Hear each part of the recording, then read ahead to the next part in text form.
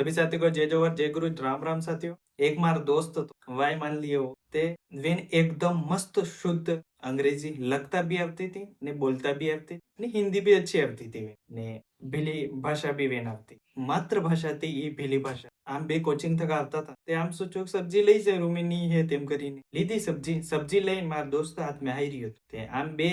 હેંડીરિયા મોરે તે આમને ઈ ને ખબર હે કે વાળે નાંડું તો હોય वो नांडो पाजी खावा दौड़ियो था बे जणा नाटा तमार मोंडे तेवड़ा हूं नकली बीए ने एरू ने पेला ने मोंडे हयुस नकली मारे नकली हयुस एरू